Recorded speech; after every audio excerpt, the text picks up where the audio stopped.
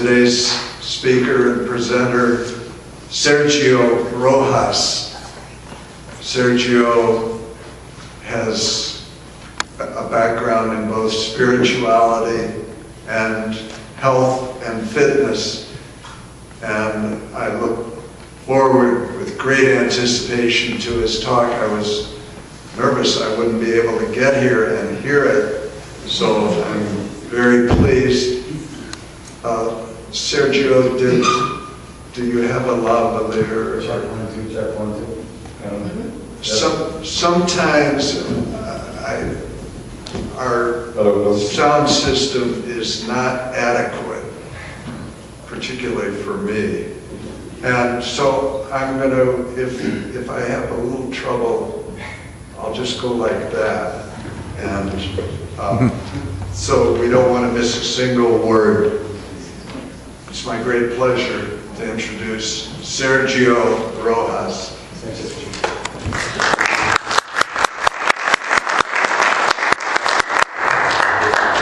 was hoping at least 2 or 3 more songs, but I guess I gotta get going now. And I don't know if I'm going to use my reading glasses because I kind of need them, and I use them and I can't see back there. So here it goes. First and foremost, I'm beyond grateful and just honored and humbled to be invited to speak here. So thank you so much.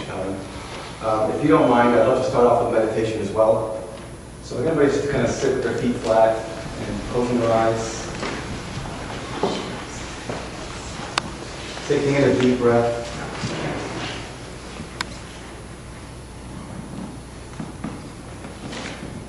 Check 1, 2, is that better? Yes. So, you want to turn this off? Or No, just keep it up. going with this? Or? Yeah. So as you close your eyes, take a deep breath in, and as you inhale, allow a calming, warm light to enter you through the crown of your head, filling your body all the way down to your toes.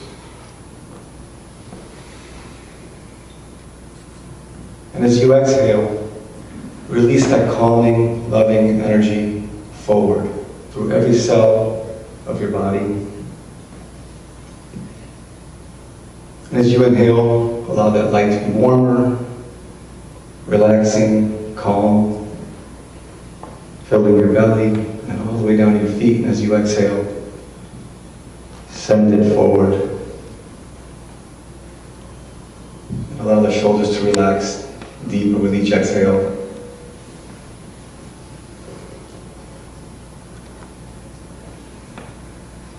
You may open your eyes. And thank you so much. That was just for me, so you can send the calming energy to calm my nerves. So I appreciate you. I'm serious.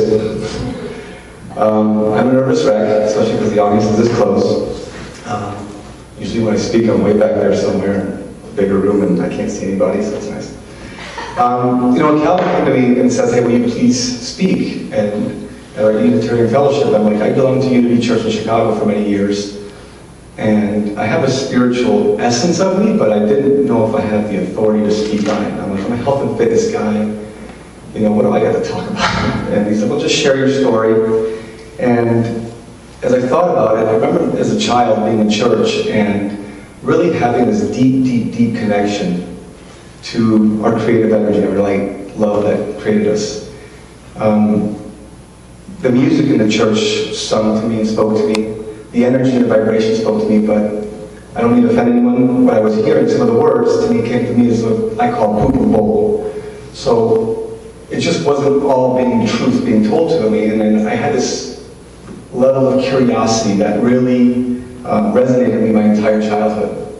So I really just always felt that there's more to know, and instead of looking out, I learned to look in, and I learned to meditate at a young age. And through that, I found a mentor who's a Franciscan monk, raised in a Christian Hindu ashram named Brother Wayne Teasdale, who passed away in 2004. But him and I spent days on end meditating and talking and learning. And he introduced me to the Dalai Lama, and we went to India a couple times. And so I feel like, wow, this has been what a journey for me. I guess I do have some spiritual background. And then I went and got a minor in in theology through my experiences. And ultimately I realized that, health and happiness is a spiritual journey. Our health is very spiritual, and so is our happiness, and ultimately I think it's our ultimate truth. I think that's the ultimate of who we are. And to me, our physical experience, our human experience is to peel away some of those layers to become more of our authentic selves, and I think that's health and happiness. And that's kind of where I remember talking to the Dalai Lama, and I was kind of trying to understand more of this concept. And I was interviewing for a radio show. I was doing a radio show at Loyola University, and he said to me, Sergio, a lot of Christians and people from the West want to become Buddhist. Religion is a tradition. Religion is a culture. Religion is rituals to get you to a point where you can build a connection to God yourself or to your creative energy yourself. So stay where you are. Don't try to become Buddhist. He's like, we're all created out of light and love. And the reason we know that is because when we are honest and we're selfless and we give and we care and we help people, there's a harmony in our souls we can't deny. Right? But when we lie, we steal, we cheat, we deceive, we're greedy, those kind of things, there's a disharmony in your soul you can't deny. Your mind may be able to compartmentalize it, but in your soul you can't deny it. So there's a disharmony there. So based on that, we know that we're created out of light and love. And that kind of really stood as my truth. And that's kind of how I really felt that now I realize that health and happiness and light and love is our truth and our ultimate self. So let me give you a little background of how this whole health and wellness in my life kind of came about. My parents moved us from Colombia when I was a baby. And my parents moved with like 5 or 6 other couples. So all of a sudden there's 20 little Colombians in Chicago. And we didn't have any money. My dad was a busboy and a waiter, didn't really speak English, never finished high school. And our only vacations were 20 Colombians in 2 station wagons to a campsite. It was fun, we had a blast. And my dad finally opened up a restaurant. He saved up, he wanted to live the American dream. And about a year into his restaurant, he came to work one day and everything had disappeared. So everything was gone.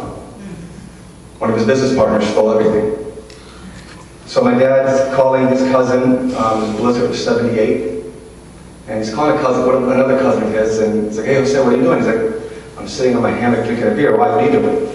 Well, I just finished shoveling 3 cars. And my dad's cousin lived in the Florida Keys, so a month later, my dad's down in the Keys. 5 months later, the family's living in the Florida Keys. So I moved down there. My dad was worked at a convenience store gas station as a clerk, worked himself up to management.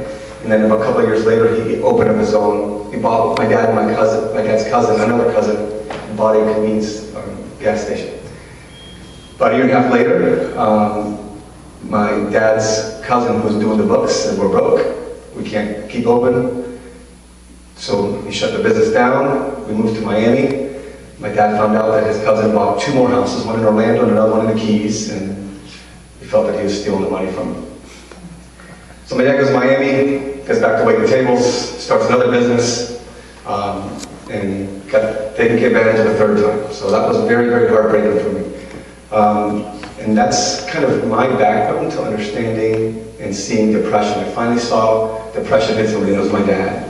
And my parents were great because they put us in nice schools, in public schools, so, everybody had cars at 16.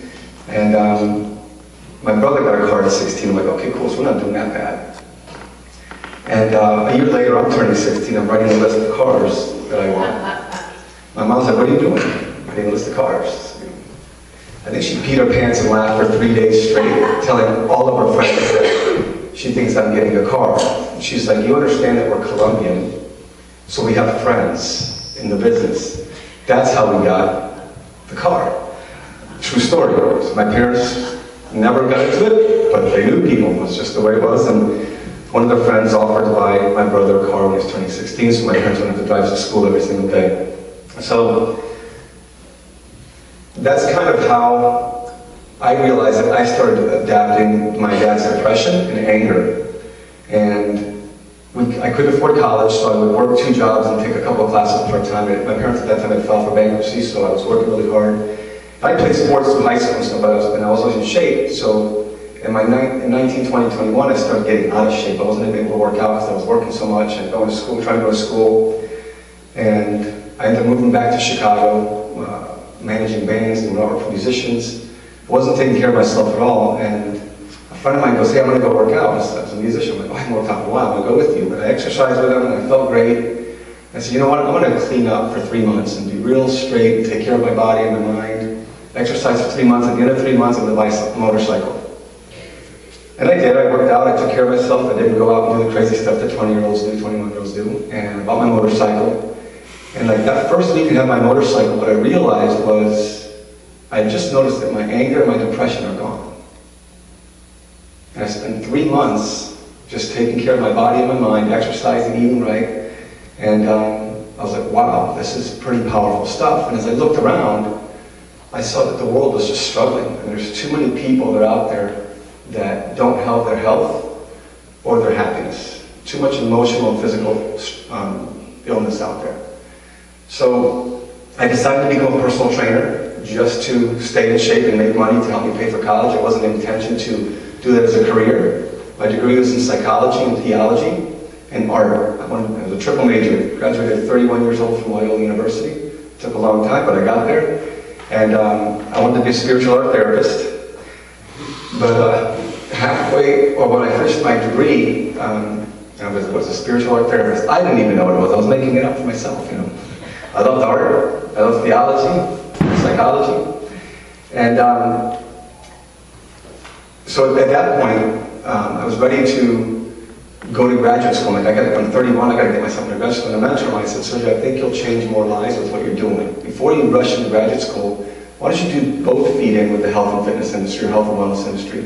Because as a psychologist, he goes, I think that you change more lives, and you seem like a person who wants to make a big impact on a lot of people versus just a few people. And if you have, he says, my clients or my patients would eat right and exercise, I would guarantee most of their emotional problems will be diminished if not gone. Because a lot of it's a chemical imbalance of what people are doing, lack of exercise and eating a lot of processed foods. I'm like, really? So at that point I did, and I got very blessed in my career. I worked with pro athletes, I worked with lots of CEOs. I was on NBC in Chicago for 11 years doing a weekly fitness and health and nutrition segment. I was honored to be appointed to the White House to work with the Obama administration. And I was on Dr. Oz show a couple times now. Today I do the most fulfilling work I've ever done. And actually I'm honored that Brad and Jelena are here, the CEO of Hirschbach. I work with truck drivers, who are people who are the most endearing, rich people I've ever met in my life, that are so caring and conscious. They just need help, and they need someone to know that they need to know that someone cares about them. And I think Hirschbach does an amazing job doing that. So I feel really lucky with that. That's my story. That's how I am today. And hopefully it gives you kind of a picture of where I am and where I'm coming from. The first thing I want to say is if you or someone you know struggles with health and or happiness, it's not totally your fault. After today it will be, but right now. There you go. I think I'm going to turn this one off, right? Sure. Turn the podium mic up. Oh, well, yeah. Yeah. Check one, okay. So, I'm not going to get into this political thing, but truthful, I see truth. As a little child in church, I'm like, there's got to be more, and I just spent my life doing this. In my career, I was offered $150,000. I was 3 years into personal training. I was 26, 27 years old, and a client offered me $150,000 to open up 2 GNCs, because that's how he lost his weight. I got him really healthy. And my parents, I called my parents to tell them, hey, we're going to get rid of your financial problems, we're going to help you out. And a couple of days later, my brother calls me, who I admire, who's an athletic trainer for the U.S. national soccer team at the time. And I thought he was calling to congratulate me, but he was calling to tell me that, hey, I just want to let you know that if you open up GNC stores, you don't really know what you're selling your customers. Like, what do you mean? Because, well, the industry was deregulated, and there's a lot of stuff, and I can give you a list. A report that we get as Olympic and national athletes on people that have been suspended from their sport, whether it's World Cup or Olympics, and how many of those products were bought at GNC. And it was devastating, so I told Omar, my client that I can't do what he's doing. So I spent many, many years seeking truth in nutrition, in exercise and functional movement. So when I say this stuff, I'm going to say, like, to me, the food companies, the diet and exercise industry, and our government have failed us. They've been deceiving us for a long, long time. And unfortunately, it's tied to money, but I think my mission and my vision is to share truth that we can say, why don't we take our own responsibility and start doing some of our own little research and just try to find out what really impacts us. And I think we don't really need to go externally a lot and look into a lot of research. I think the more aware we become, the more in tune we become with ourselves, you start to know what's good for you and what's not good for you. What's serving your heart, your mind, your body, your spirit, and what's not. It almost becomes too obvious. You don't need the research. I can share the research, because I needed it. That's my career, that's what I wanted, but you don't need it. So, most of us don't need statistics, but let me share just a few of them with you in case you don't know. Heart disease leads our death in America at 610,000 deaths per year. That's 1 in 4 deaths in the United States from heart disease. Close behind is cancer at 600,000 cancers, deaths per year. 1.7 million new cases every year. And right now they're just estimating between 5 and 10% are genetic. The other 90 to 95% may be predisposition genetically a little bit, but we're induced by lifestyle, if that makes sense. So the analogy I like to use is genes are a loaded gun, but our lifestyle pulls the trigger, right? So no matter what disposition you have, you can keep those genes dormant. And it's important to do that and be conscious of that. Right now they're predicting about 25 years from now, 1 in 3 people in the world will have diabetes. If you're Latino or African American, it's 1 in 2. Diagnosed diabetic. And then the craziest one to me is that this is a happy part of the presentation, isn't it? I'll come up with some jokes later on. But right now, that for the first time in history, our children will live sicker and die younger than their parents. And with all the resources and all of the information that we have, to me, that just says we are failing miserably and we are living unconsciously. Because that's crazy. My kids, you guys are doing great. You are. Every morning, we wake up and make a shake, protein shake with flax seeds, spinach, powdered greens, and sun butter. It's chocolate peanut butter shake, and we give it to them in bed. And then they drink it kind of half asleep, and then they wake up, and they're always happy when they wake up, so it's kind of cool. I feel very blessed. Love you guys. And I feel bad that my wife's not here, so she really wanted to come. And it was terrible. She got hit with a mad flu yesterday. So while we are failing, and it's sad, I also have a lot of hope, and I think we're at the cusp of something huge. I think there's a spiritual awakening going on in the world. I think that there's this movement of people that want to raise consciousness. I listened to a guy named Rob Bell. He has a book called Love Wins. He has another book called Velvet Elvis, which is his first one. He's a very thoughtful, mindful, spiritual person. And I do agree with him. I think we are on the cusp of something. I look at Dubuque, and when we first moved here, it breaks my heart to see how many people, and I'm not picking on you, but I'm saying that when I see a shopping cart and rolls of sodas on your cart, and everything's processed foods, I can only think what you're doing to your mind and your body, and it breaks my heart. It definitely genuinely breaks my heart, but I also see a bunch of people in Dubuque that really care and are trying to raise awareness and improve health and raise the consciousness where we can really go to another level and shift our paradigm from what has been tradition to what is our next movement, what is our calling as human beings or spiritual beings living this human experience, to say how can we raise our awareness to a point that we're honoring our mind and our body the way we were designed to get back to our authentic selves. We are created of light and love. Why are we feeding a bunch of stuff that's breaking down that light, breaking down that love? Because if you don't realize, we do an exercise that I teach in my wellness program with the truck drivers. We do a meditation with a tangerine, and we have them eat it deeply, slowly, consciously, in full awareness. And what do you notice? They notice the nutrients, the texture, the taste, that it fuels them. Try that with a bacon double cheeseburger and fries. You say, whoa, what am I noticing? Tastes darn good, but it doesn't feel right. And it's not that you shouldn't have that. As a nutritionist, I tell this to every one of my clients. I'll never have pizza, steak, whiskey, wine, and chocolate. Those will stay in my diet for a very long time. But how often I have them is very infrequent, extremely infrequent. So, health and happiness is what we're talking about, right? And I think I want to define health a little bit, because I think some people think of health as a certain body fat percentage. It's defined in the dictionary as just free of illness and disease. But we are holistic beings, and we need to treat ourselves and think about ourselves and act in a holistic way. We are much more than our body fat percentage, right? So if you think about ourselves in a holistic way, we've got to think about mind, body, and spirit. So while you may exercise 6 days a week, 7 days a week, you may eat perfect foods, but if you're caught up in greed, if you're caught up in the traps of selfishness, if you're caught up in the traps of deceit, or just unconsciously not paying attention to the sick, the poor, the needy, you're caught up only in your own life, then your soul's hurting. Your soul is sick. Or your spirit, at least, on some level.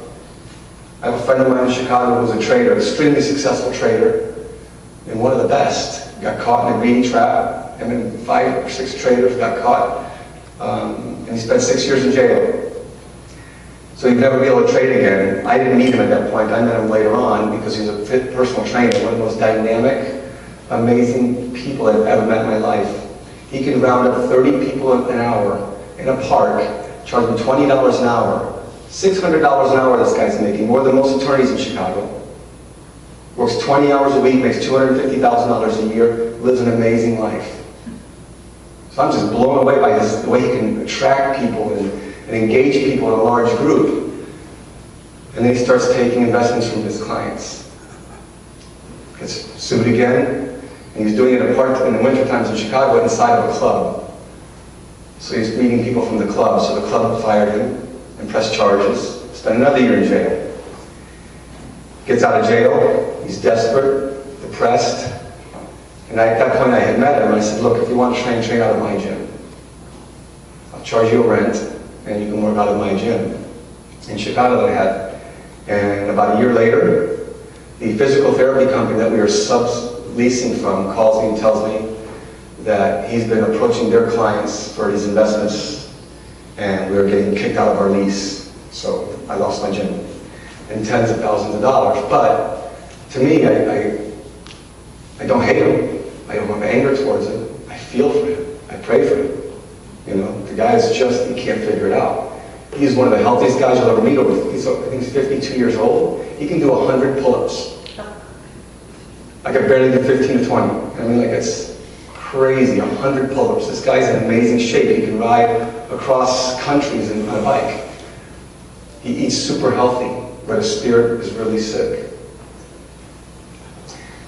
When it comes to the mind, I think about people who get caught up in gossip, whether it's if anybody reads Star or People or Inquirer or any of that stuff, you're feeding the paparazzi, which causes pressure and this discontent and this unconsciousness into the performers, the actors of the world. I tell every single one of my friends, when I see a People magazine, I say, stop doing that. Because you don't understand the long-term effects of it. I know it's just mindless stuff for you to look at the gossip of what Kim Kardashian is doing, and if they're airbrushing her butt or not. But the truth is, there's a big-time effect, because the more we support that industry, the more that they have out there to go invade the privacy of a lot of actors and stuff, and some of them want it. But that's because they're not conscious of it yet. So things like that, if you're spending your time just looking into gossip, reading bad magazines, watching too much junk TV, it's okay to have mindless stuff once in a while, relax and watch movies. I'm a movie buff. I usually look for movies that have deep meanings to them, but I still love movies. But just spend time reading, feed your mind, read positive things, watch positive documentaries and shows. There's so much out there to keep feeding our mind, and that's part of holistic health. So my program and the way I see health and fitness came about when I was training a client of mine. She had a back problem and I was helping heal her back. And she goes, I want you to be nicer to my friend. What do you mean? She could hear myself criticizing myself. I didn't realize I was doing it. And she goes, be nicer to my friend. I like you a lot. You're not nice to you. Everybody, we all self-judge and criticize and beat ourselves up the tongue, right? She goes, I want you to tell me 15 things you like about yourself. Like, sure. I like what myself is. I'm a hard worker. I like what myself is. I'm a good son. I like what myself is. I'm a good father. A great husband. I probably got to 4 or 5 and I was stumped. She's 15. So this woman, much brighter than I am, has a PhD in psychology at the University of Chicago, a PhD in divinity from Harvard, and an all-but dissertation, which is a PhD without a dissertation in preaching and organizational behavior from Stanford. So a pretty bright lady. She's like, what's wrong? And I said, I just don't feel content in my gym. I feel like I'm in a box, and my vision of helping people is now limited to these 50 or 60 clients that we've come in the door. And I want to build a spiritual wellness program. I want to build something that goes into the corporate world, because I think so many people in our culture work so much, and if they're going to spend so much time at work, I want them to be healthier and happier. And I think that'll change the consciousness of corporations as well, because corporations do kind of run the world on some level, right? She's like, okay, cool. Here, I did this behavioral change model at Del Monte Foods, Levi Strauss, and McDonald's in the 1970s and 80s, and it's a really good behavioral change model. Just take it, my curriculum, and do wellness with it. What do you need? Choose behavioral change, look at it, and overlay wellness information. Wow, what a gift. So this woman gives me the gift of her curriculum, and I overlaid all my wellness information into it. And we started looking at longevity studies, and then what prevents cancer, diabetes, heart disease, and dementia, and really discovered what are 10 self-care, vitality self-care skills. And by vitality, I mean vibrancy, consciousness, awareness, much more than just free of disease. It's holistic health. So I want to share some of those with you, because my goal today is to inspire you to really take action, to just be a little healthier and a little happier, so you can share that authentic self with a more authentic self with the world, right? And if we do that, we can start really moving the needle. Because we've been talking about moving the needle for a long time, and we're going in the wrong direction still. It's sad. So, breath. We did it through the song. We did it through the meditation. Breath is the number one and most important thing you can think about, and concentrate on teaching yourself diaphragmatic breathing, which is the foundation of meditation. So breathing in slowly is a huge gift. It's the number one way to fight cancer, diabetes, heart disease, dementia, but it's also the launching pad for raising your self-awareness and consciousness. I think that's super, super important. We talk about hydration. Just drinking water. I mean, I can't tell you how many people I meet that just don't drink water. Well, there's water in my coffee. No, that's not water anymore. In biochemistry, water needs to be water. Sometimes with fruits like lemons or oranges, you infuse it. But pure water is so important to drink a lot of it. Conscious eating, not just what we eat, but how we eat. And I just talked about that, the eating meditation, that mindfulness, that conscious eating. So if we could do that, and we teach truck drivers to do it, 1 fruit and 1 vegetable a day. Just start there. And all of a sudden, wow, I never liked vegetables. Eat peppers. Tastes kind of sweet. Actually, Gabe did that same meditation, my son. I kind of like peppers. So the kid asked for big salads. And it's just amazing to see that if you can pause for a moment and be fully conscious and chew slowly, embrace the textures and the nutrients going into your body, what foods you'll want and naturally put in your body. Because naturally we all want to be healthy and happy, right? We want vibrancy and energy. We don't want to cause ourselves disease, so subconsciously we'll make healthier choices if we start practicing conscious eating. Movement is super important as well, but people think about movement like, I don't like to exercise, I don't like going to the gym. You don't have to go to the gym. Dance and be silly. Go ahead, Dave, you want to show me your silly dances or rain? That's movement. It doesn't matter, you can go skipping. You can do whatever you want, but just move. It's so critical to move. Most people look at exercise as what they were taught by bodybuilders for bodybuilders. and we think that's the best thing to do. Or they get stuck on a boring machine, a treadmill or elliptical, and they don't enjoy it. If you don't enjoy it, don't do it. But find something that you do enjoy doing. And just move your body, it's so important. Touch. Our government in the 1940s did a study where they wanted to know if touch was really important and impacts health. So they took about 45 orphan babies and they decided not to touch them. They were going to just feed them and wipe them. Within a couple of months into the study, half the babies died. Within the second month. So they stopped the study, and still another 1 or 2 died after they stopped the study. And they said, holy poop, touching is super important. It is super amazingly important. So, as a Latino, my reaction is this: I just hug everybody. This is a mostly German town, or originally a German town. I have a German friend here that wants to come up for a second. A volunteer. Of German descent, please come up. Come on. Yeah. I'll read your name. Thank you so much. Sure. What's your name? Jeremy. Jeremy Sergio. Appreciate it. Let's give Jeremy a round of applause. How many hugs a day do you get? That's quite a few. Awesome. So when we talk, the average person gets maybe 1 or 2 hugs a day. I think I hug my kids 1 or 2 times a minute, my wife 1 or 2 times a minute. I watched my dad, I was in my house in Miami just yesterday actually. Yeah. And my dad was leaving for 30 minutes to take me to the airport. And the amount of times he hugged and kissed my mom, and they're 75 and 68, was just literally, oh my dad, I gotta go, I got a flight to catch. And to me, that's awesome. So I just want to give you a big hug anyways. You bet. Hug your friends, hug your neighbors, hug your pets, but embrace and touch. You know, it's really, really, really important. We teach truck drivers, you meet somebody on the road because they're alone a lot, just shake a hand when you're done. And sometimes I'm a nervous, well, bum. That's a couple points. Pat them on the shoulder, hey, it's nice to meet you, be safe on the road. Wherever you are, it's okay to just do this and embrace. If you do it with the intention of love, no one's going to do this. And if they do this, that's okay, that's their own self-reaction in the beginning. But the more they get that, the more we shift our paradigm and our culture to just be able to embrace people like this, I think it will make the world a better place. Thank you so much. Thank you. You got it. Rest. We got to sleep. My kids love sleeping. So 7 hours a day is critical, and then taking power naps is critical. So make sure that you're thinking about nourishing your body and your mind. And taking a nap isn't because you're lazy, it's because we need to restore our bodies. Before the industrial age, actually, we lived in the cycle of nap, nap, longer sleep, nap, nap, longer sleep. In a lot of Latin American countries, especially like in Spain or in parts of Europe, siesta is extremely important, extremely popular in the culture. So, creativity is really important, to be creative in some way, shape, or form. It can be any way.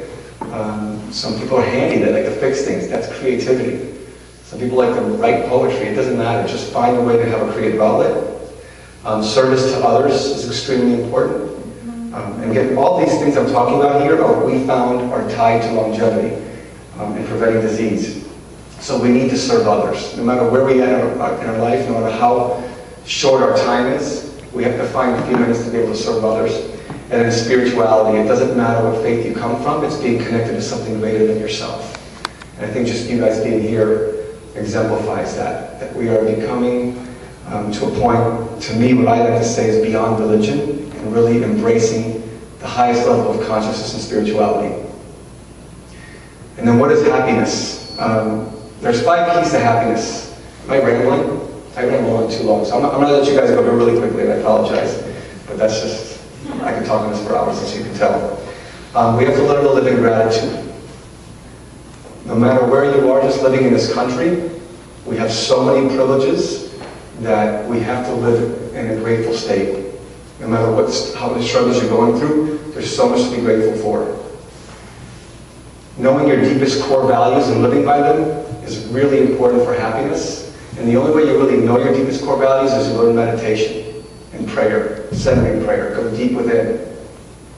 Learning to let go of small things, learning to let go of attachment to material things, Learning to let go of comparing yourself to others. That is huge. Again, I mentioned serving and volunteering. And then loving yourself. One of the things when we talk about relationship, it's not just about relationship to others, it starts with relationship to self. Know that you're created out of light and love. So love yourself wherever you're at today. Stop beating yourself up. But within that, there is a subpart. You have to be in continual growth. Mentally, physically, and spiritually, always wanting to improve. I have friends of mine that they want to die going up the hill. I used to train Shecky Green's cousin, Paul Winfield. At 95 years old, he was meditating for an hour, at the gym for 4 hours a day, walking and biking and swimming, whatever, and he was going to college. 95 years old. That's the way to go. So, I want to wrap this up by saying, to me, the Dalai Lama was talking, he says, you know, if you even read the book, The Art of Happiness, happiness is the ultimate sign of health. But it's also the foundation of health. Because it's so hard to be healthy if you're not happy. If you're not happy, you're struggling emotionally, and that destroys our immune system and the biochemistry in our body, and we'll suffer more than you can think of. So I just want to encourage you to explore within and really find a way to make those choices that are going to nourish your mind, body, and spirit, and live a healthier and happier life. And if anyone has questions, I'll open up for questions, or we can do it afterwards. When people want to go, they can go. But thank you so much for your time. I hope I didn't ramble on too long, and I'll just get started. Many blessings.